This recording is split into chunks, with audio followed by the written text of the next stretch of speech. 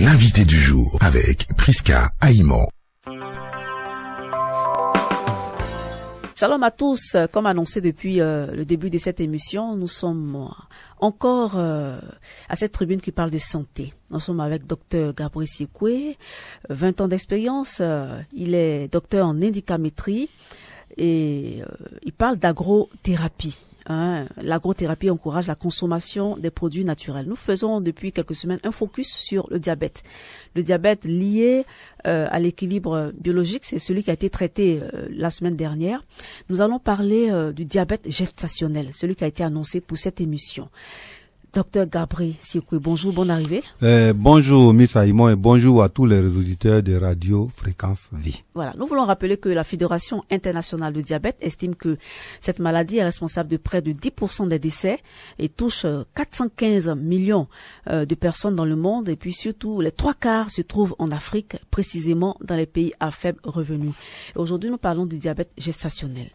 Docteur Gabriel, oui. Que signifie diabète gestationnel? Alors c'est simple, nos auditeurs doivent s'habituer à notre démarche. Nous disons les mots comme on les entend en médecine de façon naturelle, mais on prend le soin de les expliquer pour les rendre accessibles, pour dire que nous sommes dans une démarche de démystification de ces maladies. Alors le diabète gestationnel, c'est simplement un diabète qui va frapper une femme qui est enceinte. Une femme qui est enceinte, pourquoi? Alors la cause principale, c'est la toxémie gravidique. La toxémie gravidique, c'est le fait que des déchets toxiques s'entassent dans l'organisme de la femme parce que ça devient lourd à gérer. Pourquoi? Parce que la femme enceinte, elle va gérer deux corps, et son corps et le corps du bébé. Donc, arrivé à un certain moment de la grossesse, il y a un certain nombre de toxines que son organisme sera incapable d'éliminer. Et comme nous sommes dans le cas du diabète, on parlera du glucose. Donc, à un certain moment de la grossesse, elle ne pourra pas éliminer le glucose qui va donc s'entasser. Il va se concentrer normalement et ce qu'on appelle la glycémie va monter, c'est-à-dire la concentration du glucose dans le sérum sanguin.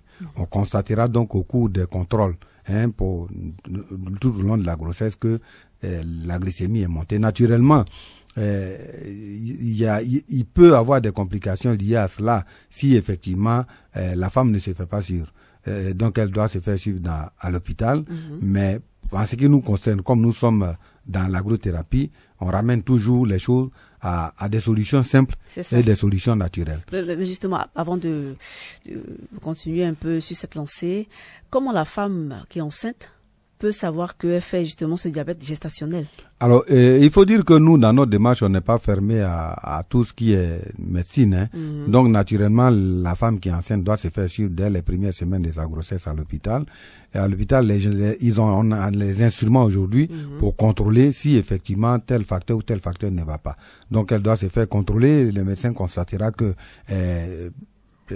il faut regarder s'il n'y a pas de concentration du glucose, s'il n'y a pas de concentration anormale selon les signes qu'elle va montrer au cours de la grossesse. Donc pour un meilleur suivi, elle doit faire le dépistage parce que il faut savoir. Et en sachant, on prend donc les dispositions. C'est très important. Est-ce que justement il y a un risque que l'enfant soit atteint, l'enfant qu'elle porte? Bon, écoutez, pour que l'enfant soit atteint, je ne crois pas.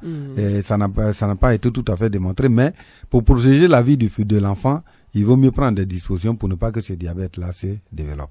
Voilà. Donc c'est pour cela, nous proposons donc, mais il faut dire que il y a quelques complications qui peuvent être liées à cela, du fait que cette toxémie se développe, c'est-à-dire la toxémie gravidique, c'est le reversement des toxines dans le sang. C'est-à-dire que normalement, quand on mange, on doit évacuer les toxines à travers les déchets fécaux, c'est-à-dire à travers les selles. On doit évacuer les toxines à travers la transpiration, la sueur.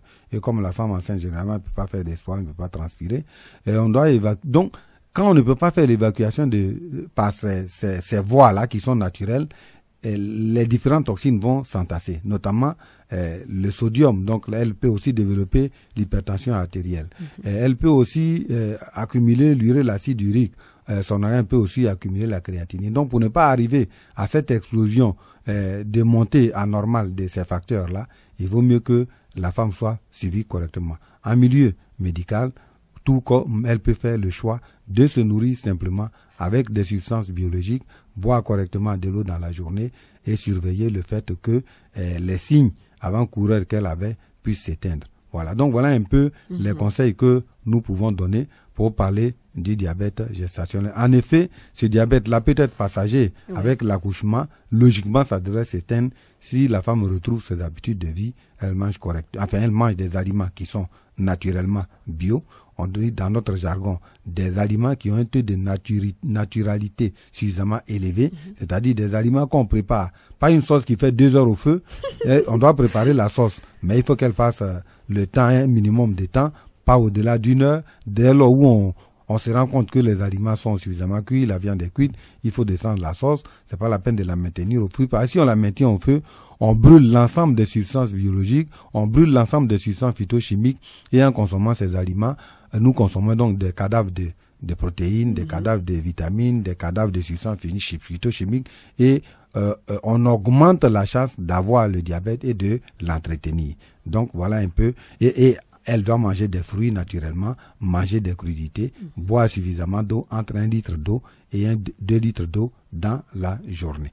De cette façon, on peut donc permettre à l'organisme de supporter la charge de travail que lui demande la gestion du corps de la femme et du corps de l'enfant. Cette émission est très intéressante parce que moi aussi j'ai beaucoup appris. Je ne savais pas qu'il pouvait avoir ce qu'on appelle le diabète gestationnel, c'est-à-dire une femme enceinte qui fait le diabète. Et j'avais vraiment pas su ça. Mais justement, c'est l'ignorance malheureusement qui nous amène à des étapes irréversibles. C'est-à-dire que quand on prend le cas du diabète, le diabète c'est une maladie silencieuse. Elle ne fait pas de bruit. À la limite, si on ne fait pas attention, les signes, on peut les passer parce que quelqu'un qui boit trop d'eau, il dira bon, c'est parce que j'ai soif. Quelqu'un qui a faim, il dira oh, c'est parce que qui mange beaucoup, il dira c'est parce que j'ai faim. Donc ces petits signes-là, on les remarque pas. Et généralement, c'est sur le tas qu'on les découvre. C'est pour ça, justement, aujourd'hui, il est conseillé de se faire dépister. Si on a un souci quelconque de santé, faire un bilan pour voir qu'est-ce qui ne va pas et essayer de rattraper les choses au plus vite. C'est très important. Nous sommes avec Dr Gabriel Sikwe, docteur en médicamétrie, expert en agrothérapie. Nous rappelons que l'agrothérapie encourage la consommation des produits naturels. Nous rappelons aussi ces chiffres qui font froid dans le dos. Nous parlons du diabète et la Fédération internationale du diabète estime que cette maladie est responsable de près de 10% des décès, touche 415 millions de personnes dans le monde et les 3 quarts se trouvent en Afrique, précisément dans les pays à faible revenu. Et c'est pour tout ça que Dr Gabriel est dans ce studio pour parler de tout type de diabète. Nous avons déjà vu le diabète lié à la consommation, le diabète lié à l'hydrémie, le diabète lié à l'équilibre biologique. Et aujourd'hui, c'est le diabète gestationnel. Dr Gabriel, encore un mot, et puis vous allez laisser le contact surtout pour des informations complémentaires. Alors, le mot que je dirais, c'est que quand on est face à un diabète déclaré, il ne faut pas s'affoler, parce que le diabète, s'il arrive, ça veut dire qu'il peut repartir. Nous n'avons pas la prétention de dire que nous avons la solution magique, mais nous invitons les auditeurs à faire un choix de vie simple, manger des choses simples, et on constatera que même cette maladie, on peut l'éviter. C'est notre rôle au niveau de l'agrothérapie. Nous ne vendons pas du rêve, nous parlons avec des résultats à l'appui. Je voudrais simplement dire aux auditeurs que nous sommes prêts à continuer à leur prodiguer des conseils. Nous sommes au 02 03 22 21 02 03 22 21 et au 47 16 66 74 47 16 66 74. Je voudrais vraiment dire merci à l'ensemble des auditeurs de Radio Fréquence Vie qui nous suivent, parce que la santé, c'est la seule et unique richesse que nous avons, que nous ne pouvons pas partager ni avec sa femme, ni avec son mari, ni avec ses enfants. C'est la seule et unique richesse que Dieu nous donne pour nous-mêmes. Il faut l'entretenir, elle est précieuse. Et il nous donne les instruments pour l'entretenir à travers notre environnement avec lequel il faut vivre en parfaite symbiose et faire des choix de vie simples. Je vous répète que les numéros sont le 02 03 22 21 02 03 22 21. Merci encore une fois. Merci aussi à vous, Dr Gabriel Sikwe, docteur en médicamétrie, expert en agrothérapie, chercheur. Il a 20 ans d'expérience. Vous êtes sur Radio Fréquence Vie. Les programmes se poursuivent. Je suis avec Yao Emmanuel. Merci de nous avoir suivis et à tout à l'heure. Soyez bénis.